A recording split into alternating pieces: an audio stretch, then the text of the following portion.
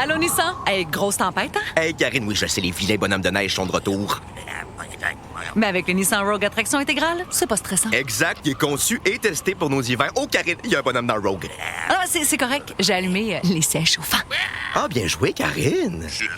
Maîtrisez toutes les conditions. Louez le Rogue S 2026 à partir de 0,4% jusqu'à 36 mois, incluant une réduction fidélité de 0,5% pour les clients Nissan admissibles. Jusqu'au 2 mars, sur approbation de crédit, les conditions s'appliquent. Détails chez Nissan. Third hour of the Elias Macko Show. Let's begin on foreign interference. Now, yesterday, Foreign Interference Inquiry Commissioner Marie-Josée Hogue released her final report. Now, the headline I've seen, no traitors, and I suppose that's a good thing. But let's dive deeper into what came out yesterday with a man that has been covering this from the start. Robert Fife, Ottawa bureau chief for the Globe and Mail, one of the people responsible really for blowing this story open when it all began. Robert, welcome to the program. Good morning. So I want your reaction to what was released yesterday and what actually came out in the report. Well, look, I think there has been a lot of good that's come out of this report. The first report led to the creation of a foreign agent registry, which is pretty significant. Changes to the criminal code to make foreign interference a criminal code matter, and significant changes to the CSIS Act to allow the foreign agents, the CSIS agents, to provide more information on threats, particularly to universities, but the immigrant groups and others. So, and then this group has had this finding 7 volumes, offered 51 recommendations to better protect election integrity, of which Justice Hogue said about half of them could potentially be improved before Canadians go to the poll, probably sometime in the spring. So, I mean, on balance, she also laid out some steps that have been kind of inside baseball, but there have been a lot of really serious problems with communications inside the government. People not reading CSIS intelligence reports, not passing that intelligence on, getting the warrants, waiting 54 days to sign a warrant against a Liberal power broker, which can really cause serious problems for CSIS because they need to be able to plan and they need approval very quickly to be able to do electronic surveillance. All of that sort of stuff. She showed how steps inside government have significantly improved as a result of what has been exposed both in the media but also from what we saw at the inquiry over the last year. Did we get enough details out of this? Because, part of me says, wait a minute, we were talking about parliamentarians, government people that may or may not have done certain things. And I was expecting, I don't know, more transparency, more names. And I'm wondering if you were expecting any of that. Well, I mean, she said there were no names in there. There's this report that came down last June from the National Security and Intelligence Committee of Parliamentarians, an all-party committee, which caused quite a stir because they said that there were members, current and former members of Parliament, who were either wittingly or unwittingly pawns of foreign powers. In some cases, people accepted bribes or passed on intelligence to foreign intelligence agencies and were basically being pawns of hostile foreign powers. And, of course, everybody went like, okay, name the names, particularly what was particularly upsetting to Asian and other minority members of Parliament who felt like a cloud of suspicion was hanging over them. And they said, look, name these people. But the problem was when she looked at the report, the classified report from NSCOP, there were no names in it. And now, presumably, one would hope that she did ask for the names from our CSIS, from our intelligence agencies, like they must have names of who these people are.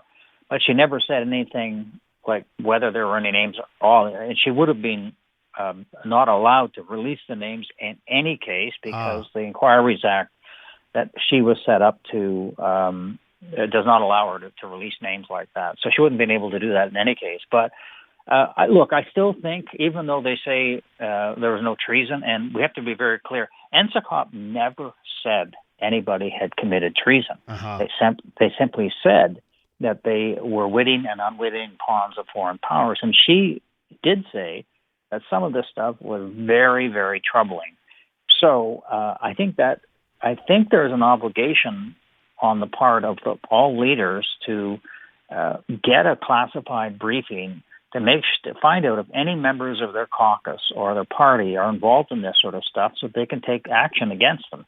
All the other leaders have had classified briefings, but Pierre Poilievre, the Conservative leader, has not. And just on that one, because I see that brought up, but what's your take on the fact that Poilievre hasn't gotten the briefing? His argument is, if I get this briefing, I'm prevented from publicly talking about it or saying anything about it.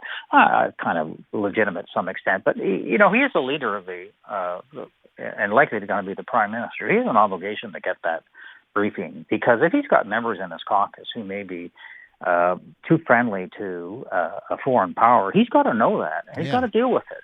And you can deal with it in a lot of ways. You can simply say, I know you may not want to make this public, but you could do things that simply say, we're not going to allow you to run for the party, just because we have concerns about it. Yeah. I mean, I don't think he's got a leg to stand on.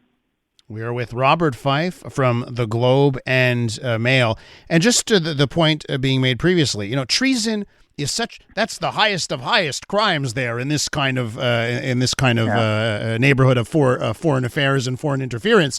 And I'm just trying to think of if you were investigating violent crime and you're like, well, there's no murders, but there's tons of stabbings. You'd want to know about that, right? Yeah, that's a good analogy, actually, because that's exactly what seems to be said here. First of all, nobody ever said there was treason. I think it was maybe in Poilievre, and certainly a lot of pundits were saying that these MPs have committed treason.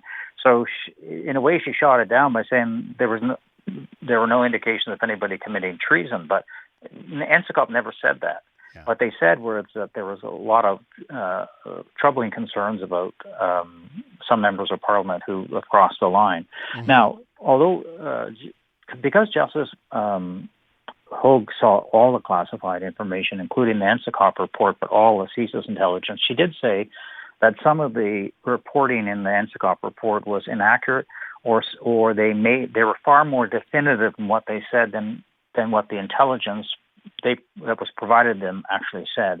So I think